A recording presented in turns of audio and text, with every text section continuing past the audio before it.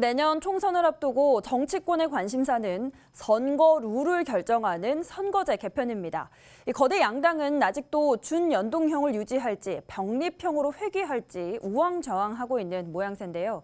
신율 명지대 정치외교학과 교수를 화상으로 연결해서 자세한 이야기 들어보겠습니다. 안녕하십니까, 교수님? 예, 안녕하십니까.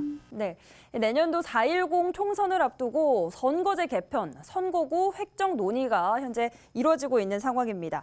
한 가지 좀 특징적인 게 지난 총선에 이어서 이번 총선에서도 몇 개월 남겨두지 않은 시점에서 변화가 예상되고 있는 건데요. 이렇게 선거를 가까이 앞두고 결정되는 이유가 글쎄요, 뭘까요? 그 이유는 아마 정치권한테 물어봐야 되는데 이게 한두 번 반복된 게 아니거든요. 우리가 한번 예를 들어 봅시다. 예산안 같은 경우에도 원래 12월 2일까지는 이게 통과가 돼야 되는데 아직도 이 여야 간에 그게 합의가 안 이루어지고 있어서 예산안도 깜깜이거든요. 지난 20년 동안 예산안이 시간을 맞춘 적이 딱 두 번밖에 없습니다. 선거구제 개편도 마찬가지고요. 그러니까 선거구 확정이죠. 선거구 획정 문제도 마찬가지고 지금은 이제 선거 제도까지 이제 겹친 문제죠. 그럼에도 불구하고 뭐 우리나라 국회가 자신들의 입속을 따라 가지고 계속 계산하고 이런 게 하루 이틀이 아니니까 뭐 새로운 거라고 볼 수 없죠. 네, 지난 21대 총선을 돌이켜보면 준연동형 비례대표제는 결과적으로 위성정당 출현으로 인해서 군소정당의 정치활동 보장이라는 이 취지가 무색하게 됐는데요. 이번 4.10 총선에서는 어떤 방향의 선거제 개편을 예상하십니까? 사실은 병립형이 낫다고 보는데 왜 그러냐면 전 개인적인 견해예요. 자, 위성정당의 개념이 뭡니까? 지금 조국 신당, 송영길 신당, 뭐 여러 신당 얘기가 나오는데 이 신당들이 됐을 때 민주당 성향의 신당이 되는데 그렇다면 이 정당은 준연동형으로 나가서 비례정당으로 만일 이 선거에 참여하게 된다면 이 정당은 위성정당입니까? 아닙니까? 다시 말해서 위성정당의 개념부터 정확히 해야 돼요. 그러니까 이건 굉장히 복잡한 얘기예요. 뭐가 위성정당이냐? 예? 그렇다고 해가지고 정당을 만들겠든 못 만들게 하는 거는 민주적 헌법 질서에 위배되는 일입니다. 이런 혼란이 저는 준연동형을 계속 두면 계속 일어날 거라고 봐요. 그래서 개인적으로는 그럴 바에는 차라리 그냥 병립형으로 가는 것이 낫다라는 것이 저의 개인적인 의견입니다. 네, 이번에는 선거구 획정 관련 질문 드려보겠습니다. 선거구 획정위원회가 획정안을 제출을 했는데 큰 틀에서 서울의 경우에는 종로와 중구를 통합하고 또 성동구와 노원구는 또다시 조정하는 안이 제출이 됐습니다. 결과적으로는 서울 한 석이 줄어드는 안인데 선거구 획정위가 제출한 이 안에 대해서는 좀 어떻게 생각하십니까?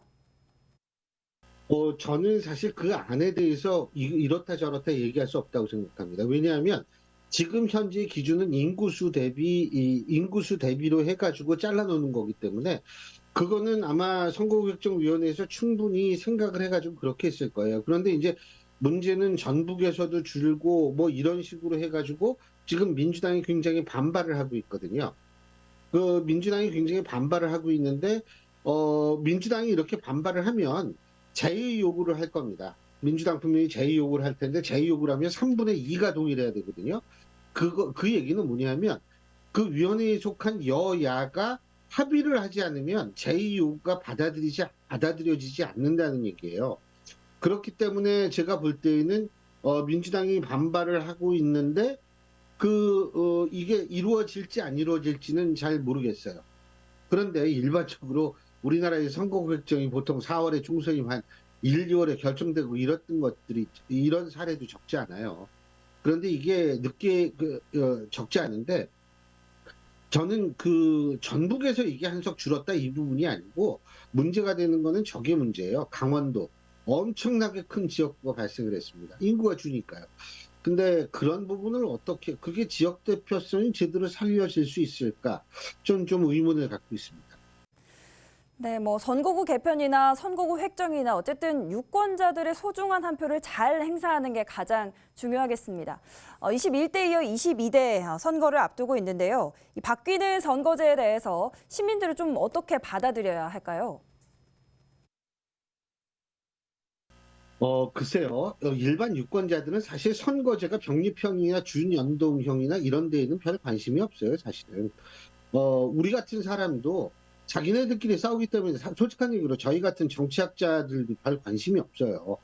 아까도 말씀드렸지만 이거는 그들의 싸움처럼 자기 정당이 유리한 거 가지고 이것만이 진리라는 식으로 해가지고 싸우는 거거든요. 그렇기 때문에 정당들이 과연 그러니까 각 이 유권자들이 그 부분까지 그렇게 신경을 크게 쓰리라고 생각하지 않습니다.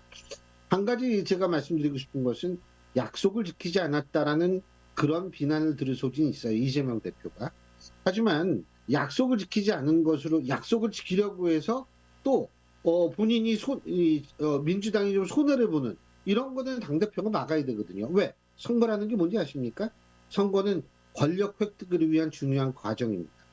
그렇기 때문에 이 중요한 권력 국민을 위한다라는 것도 권력을 획득하기 위해서 국민을 위하는 거거든요. 그런 차원에서 보자면 제가 볼 때에는 글쎄요. 어쨌든 선거에서 이기려고 했기 때문에 결국은 병립형으로 돌아가지 않을까 이런 생각이 들고요. 한 가지 선거구 획정은 빨리 해줘야죠. 그거는 유권자의 알 권리와 직권되는 문제입니다.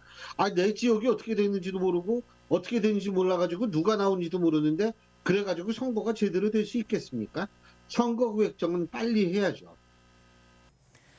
네, 4.10 총선을 4개월여 앞둔 상황입니다. 끝으로 유권자들께서 똑똑하게 소중한 한 표를 행사하는 데 있어서 정치 전문가로서 한 말씀 좀 해주신다면요.